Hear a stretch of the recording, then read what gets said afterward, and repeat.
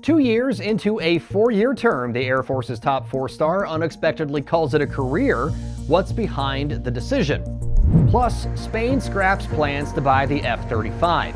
What that means for Lockheed Martin and NATO. And buckle up, we're going for a ride with the hurricane hunters as they fly into the eye of Hurricane Erin.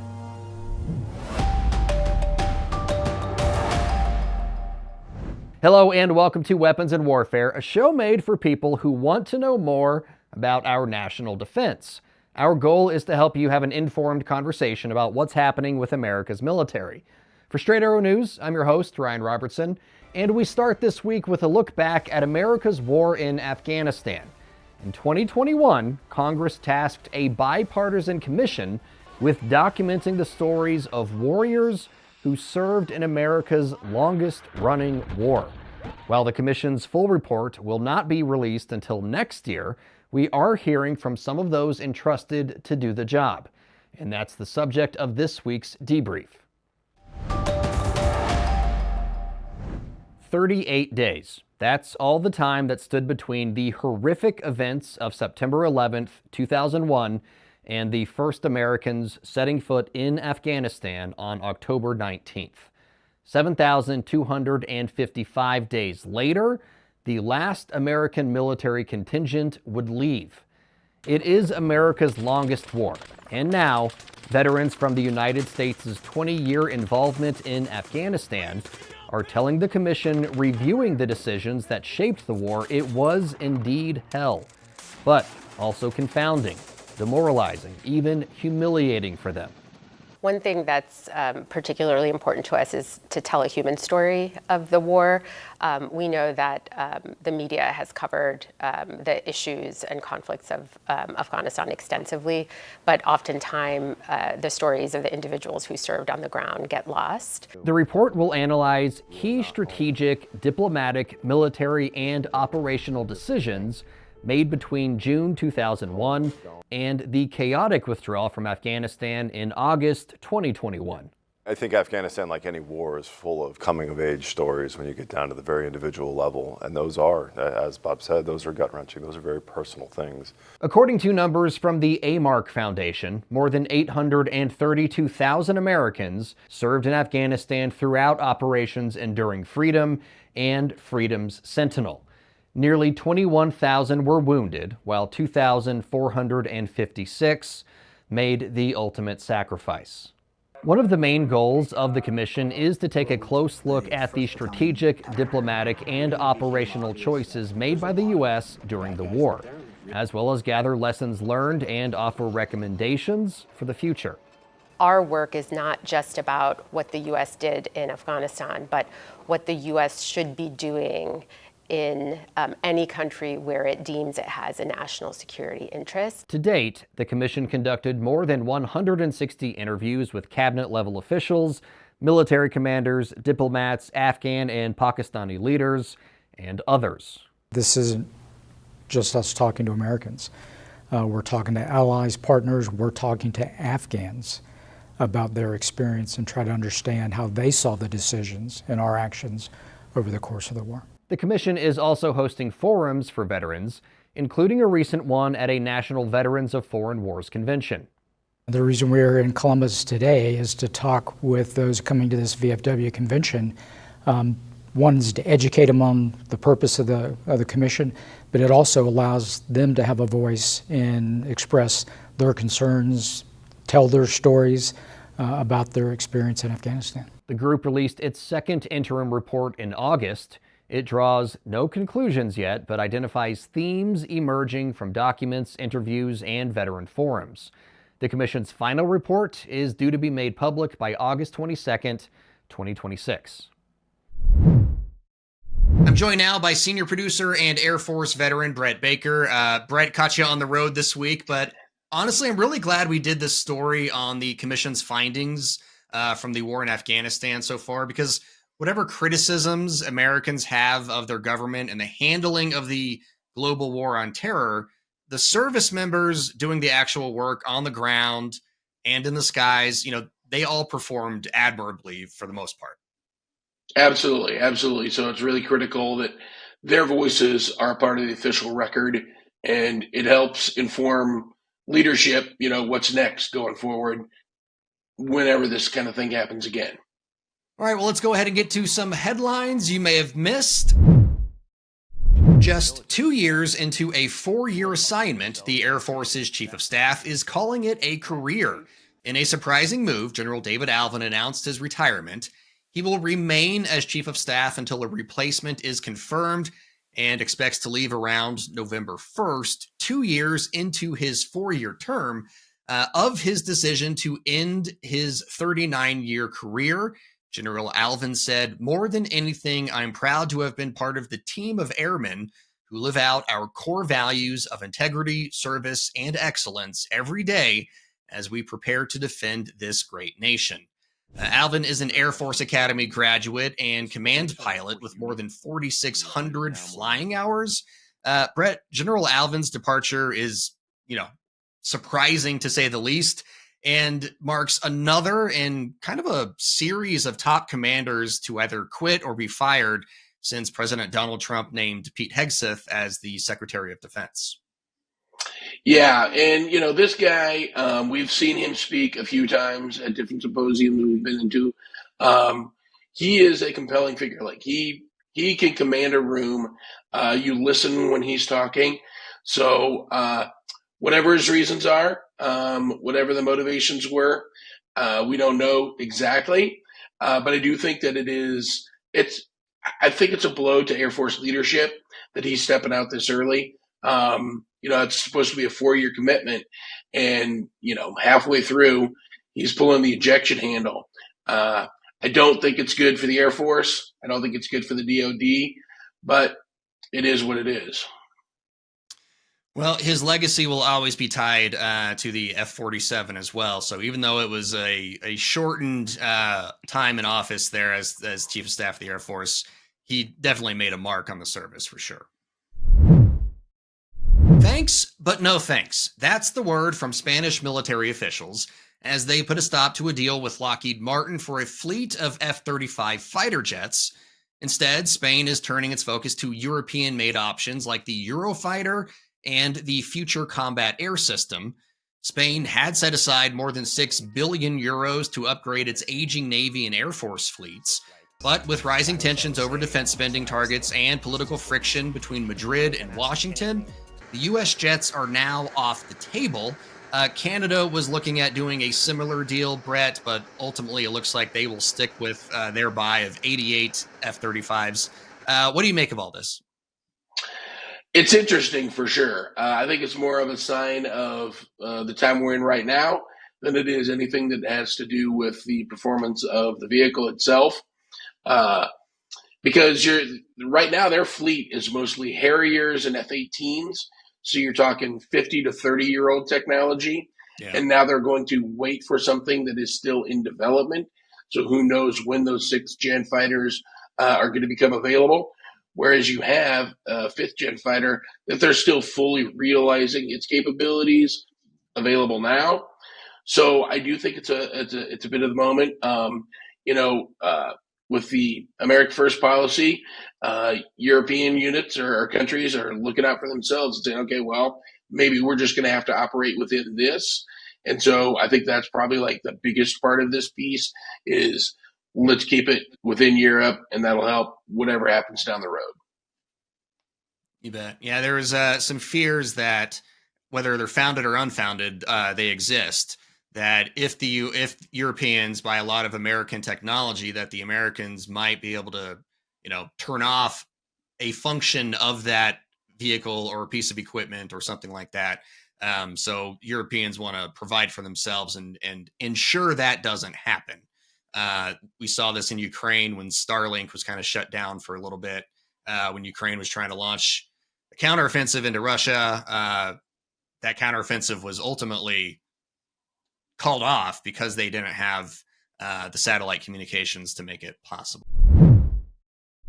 Talk about a turbulent day at work. This is video of the 53rd Weather Reconnaissance Squadron, aka the Hurricane Hunters, tracking Hurricane Aaron, flying a WC-130J Super Hercules out of Keesler Air Force Base, is that right? I mispronounced Puget Sound a couple of weeks ago, and I feel awful about it. So I want to make sure I get Keesler Air Force Base correct. Keesler Air Force Base in Mississippi. The crew deployed ocean buoys to collect real-time measurements of waves, currents, and atmospheric turbulence. And, oh yeah, they flew into the eye of the hurricane, yielding some amazing video. Brett, I will not ever do this. What say you? I'm game. Let's go. I mean, they're not going to go fly it if they don't plan on coming home. So it's true. It's true. Turbulence has never brought down an airplane, but well, they say it hasn't brought down an airplane. Yeah, I think it's amazing work they're doing. Really, the technology is catching up to where now they can put things into these storms. I couldn't even begin to comprehend what it all is, but I do think it's fascinating that they're like opening the back of that plane and just chucking stuff out. Yeah. And saying, all right, go to work. Yeah. Yeah. Definitely some amazing technology. Hopefully they learn a whole bunch of stuff. I don't know if humanity will ever be able to stop a hurricane, but if we can predict paths and that sort of thing, then hopefully we can, get people out of harm's way. Brett, want to thank you for joining us and being a trooper this week. Obviously, you got some seasonal allergies going on. Hope you feel better next week. Get some honey, get some tea in your system, and we'll see you later. See you next time. It's time to break up with mainstream media and try something new. At Straight Arrow News, we're bringing back trustworthy journalism. Bringing you news, not noise. Bringing you facts, not fluff. Bringing you clarity, not chaos. We are Straight Arrow News, the news you've been looking for. For unbiased, straight facts, visit san.com. Innovation is at the heart of the defense industry. People with a vision for what's possible, pushing things forward. And as American leadership turns its attention toward the Indo-Pacific, they are asking their defense industry partners to bring new ideas to the table at a pace not seen in decades. While that's always been the business model, recently there's been a significant change. Where they once wanted bigger, stronger, faster, they're now asking for smaller, smarter, and more cost-efficient. That's why the Cummings Aerospace Hellhound is our weapon of the week. As the video evidence shows, the Hellhound S3 is a bit of a head-turner. This man-portable, 3D printed, turbojet-powered drone is capable of delivering on a wide range of loitering munition missions. So through flight tests, we've demonstrated a top speed of 384 miles per hour to date. In addition to that, it gives you rapid time to target, so where the operator can use that speed to really execute a target quickly. Sheila Cummings is the founder, president, and CEO of Cummings Aerospace. She tells us the S3 was designed with portability in mind. Well, the vehicle itself is approximately 12 pounds. It's 3D printed, so it makes it a very light and effective solution. Overall, the launch canister, the vehicle, ground control system, you're looking at a total system weight of about 40 pounds. And so it's integrated onto a rucksack to demonstrate that man portability. Cummings says once trained, an operator can have the system up and ready to go in as few as 2 minutes. But it's really in the skies over the battle space that she says this variant of the Hellhound really offers the user a lot of bang for the buck. The Hellhound S3 variant can not only hold a munition solution, but it can carry an EW payload or RF payload or other payloads we haven't even identified yet. And so the open systems architecture design really supports technology evolution and gives you the flexibility for changes in the mission needs. The S3 was designed to compete for the U.S. Army's Low Altitude Stalking and Strike Ordnance Program, also known as LASSO, and while it wasn't picked up in the first increment of weapons purchased, that opportunity went to AeroVironment's Switchblade 600, the Army says LASSO will not be a single manufacturer program, suggesting a future opportunity for outfits like Cummings Aerospace. Despite that initial disappointment, though, Cummings says her company has its sights set on a much bigger picture. The reality is Hellhound is a family of UAS products, so the S3 variant is just one. We have others that we want to bring online to support the broader UAS market and counter-UAS market. To that point, just a few weeks ago at the Space and Missile Defense Symposium, Cummings Aerospace rolled out the Hellhound S3, which is a Group 2 UAS that could fit within the scope of President Trump's Golden Dome project. If you like a bargain, good news. This is a BOGO edition of Comms Check, 2 for the price of 1, so let's get straight to it. First up, after decades of failed attempts, including the recent cancellation of a second robotic combat vehicles competition, the U.S. Army is attempting to develop RCVs with a unit cost cap of $650,000, while also asking for prototypes of unmanned ground commercial robotic vehicles that can carry more than 2,200 pounds and navigate alongside soldiers in armored brigade combat teams. The RCVs should support basic remote capabilities and include autonomous features for navigation and various operational modes. They need to reach at least 34 miles per hour on roads and 25 miles per hour off-road, with a range of 140 miles, advanced sensing capabilities, and potential features for countering unmanned aerial vehicles and conducting electronic warfare. A lot of kit in a little box.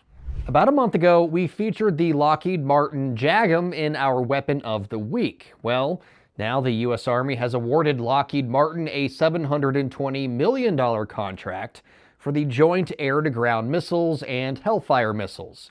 It's a deal that will not only take care of the Army and Navy, but international customers as well, including 160 JAGMs for the UK and Hellfire missiles for NATO allies like Poland, Spain, the Czech Republic, Italy, and Canada. All opinions expressed in this segment are solely the opinions of the contributors. All right, folks, that's going to just about do it for us this week here at Weapons and Warfare. If you liked what you saw and or heard in the episode, and you want to share it with your friends, we encourage that. So go ahead, like and subscribe to our social media feeds, and download the Straight Arrow News app today. Our mission here at the show is to try and make the world of defensive technologies and national defense more accessible for you. So for my wrap this week, I thought it was important to add some context to a story I saw Reuters put out recently. It got picked up by a bunch of different outlets. The headline reads, "The U.S. Navy is building a drone fleet to take on China. It's not going well," which is somewhat true, but doesn't give enough context. The Reuters report details 2 Navy tests where different types of unmanned surface vessels were being controlled by AI agents. Things did not go exactly as planned. The mishaps from one of those tests was caught on video, and the Navy ultimately put a hold on a $20 million contract with L3Harris, one of the companies providing AI software for the autonomous tests. The story only talks about 2 tests, though, which included just a few surface vessel and software providers. But the Navy is performing dozens of these types of tests, with many different vendors trying to find the right combination of craft, software, and armaments. For instance, I spoke with the CEO of Havoc AI earlier this year about his software successfully controlling dozens of surface vessels in 2 different parts of the globe simultaneously from a land-based testing facility. That test went very well. Doing live field tests will inherently include failures, as many tests are designed to push a system to the point of failure so you can find its limits. When it comes to fielding naval drones, it's true there may be too many cooks in the kitchen. There were several naval offices all working on drones. Now they're getting rolled into one, the Naval Rapid Capabilities Office. So in my mind, it's not necessarily that the Navy is failing to field a drone fleet. It's just easier to get people to click on an article about failures. I don't know if that says more about the outlet or the audience. For senior producer Brett Baker, video editor Brian Spencer, and motion designer Dakota Patillo, I'm Ryan Robertson with Straight Arrow News, signing off.